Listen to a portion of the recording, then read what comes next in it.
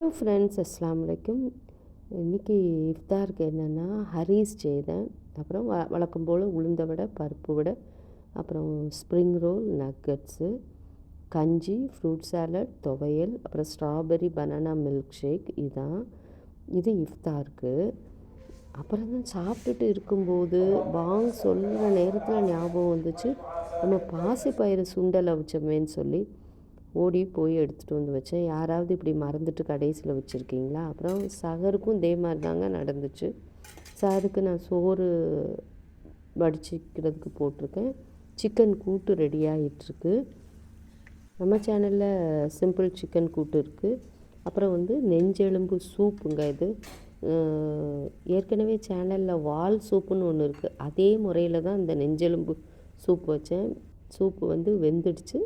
அப்புறம் தேங்காய் பால் சேர்த்து நல்லெண்ணெயில் வெங்காயம், கருவேப்பிலை தாளித்து கொட்டணும். ஃபைனலாக கொஞ்சம் மிளகுத்தூள் போடணுங்க.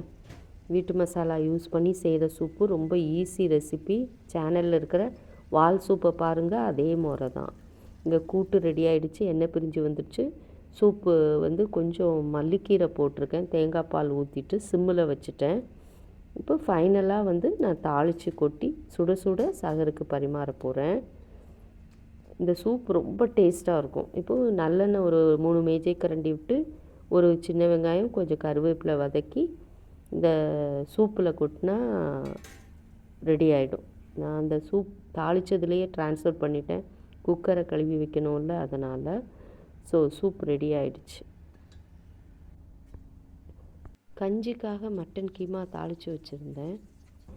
அதில் கொஞ்சம் பொட்டுக்கடலெல்லாம் பொடிச்சு போட்டு ஒரு முட்டை ஊற்றி கொஞ்சம் வெங்காயம், பச்சை மிளகா, மல்லி, கருவேப்பிலையெல்லாம் போட்டு வரவி கொஞ்சம் கறிவடை சுட்டாச்சு.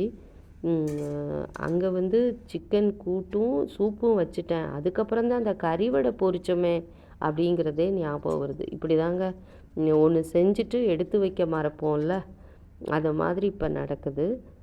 சிக்கன் கூட்டு, நெஞ்செலும்பு சூப்பு, கறிவடை, இதான் இன்றைக்கி இஃப்தாருக்கு. லெஃப்ட் ஓவர் கேரட் பொரியல் இருந்து அதுவும் எடுத்து வச்சுருந்தேன்.